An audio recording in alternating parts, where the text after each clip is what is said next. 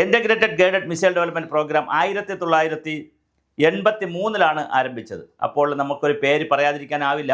നമ്മുടെ മുൻ Indian പ്രസിഡൻറ്റും missile മാൻ എന്നും അറിയപ്പെടുന്ന ഡോക്ടർ APJ അബ്ദുൽ കലാമാണ് ഇന്ത്യൻ മിസൈലിൻ്റെ സ്വയം പര്യാപ്തത നേടുക എന്നതിന് വേണ്ടി നേതൃത്വപരമായി പങ്കുവഹിച്ചത്. അതിനുശേഷം നമ്മൾ 1988 സർഫസ് പൃഥ്വി കണ്ടുപിടിച്ചു. പിന്നെ ബാലിസ്റ്റിക് മിസൈലുകൾ 89 കണ്ടുപിടിച്ചു. അഗ്നി, ത്രിശൂൽ കണ്ടുപിടിച്ചു. സർഫസ് എയർ അന്തരീക്ഷത്തിലേക്ക് പോകുന്ന 1985 ത്രിശൂൽ കണ്ടുപിടിച്ചു. പിന്നെ സർഫസ് എയർ തന്നെ 1990 കണ്ടുപിടിച്ചു. നാഗ് 1990 കണ്ടുപിടിച്ചു. അത് കഴിഞ്ഞ് ഇങ്ങനെ ഓരോ കാലഘട്ടം മിസൈലിൻ്റെ ദൂരം അഗ്നിയാണെങ്കിൽ 700 മുതൽ 1200 കിലോമീറ്റർ വരെയാണ്. അഗ്നി 2000 മുതൽ 3000 കിലോമീറ്റർ വരെ പോകും. അഗ്നി 3 ആണെങ്കിൽ 3500 മുതൽ 5000 കിലോമീറ്റർ വരെ പോകും. നോക്കിക്കോണം.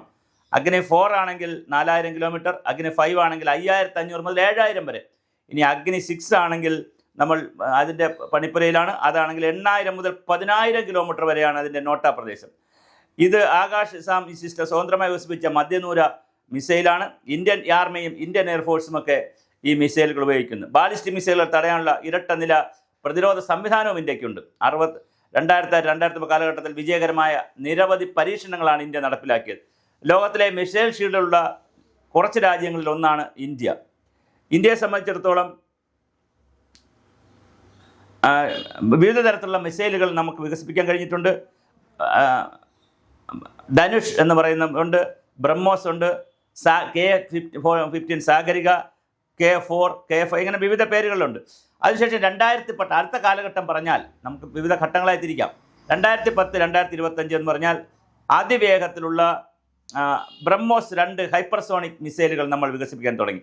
പിന്നെ അഗ്നി P പ്രൈം 2021 പരീക്ഷിച്ചു. വലിയ വിജയകരമായിരുന്നു.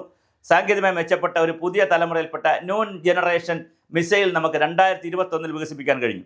22 ആയപ്പോൾ പ്രളയ മിസൈലുകൾ, ചെറുദൂര ബാലിസ്റ്റിക് മിസൈലുകൾ വളരെ കൃത്യമായിട്ടുള്ള പ്രിസിഷൻ പോയിന്റ് ടു പോയിന്റ് ആയിട്ടുള്ള മിസൈൽ നമുക്ക് 2020. പിന്നെ വേദ പ്രോജക്റ്റ് വന്നു.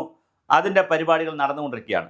ബഹിരാകാശ രംഗത്ത് 2019 മിഷൻ ശക്തി എന്നുള്ള നിലയിൽ ഇന്ത്യ വലിയ നേട്ടമാണ് ഉണ്ടായത്.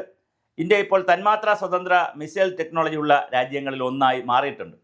അതുപോലെ DRDO, നമ്മുടെ ISRO, Bharatiya dynamic limited, BrahMos aerospace തുടങ്ങിയവയെല്ലാം ഇന്ത്യ വളരെ വലിയ തോതിലാണ് മുന്നേറിക്കൊണ്ടിരിക്കുന്നത്.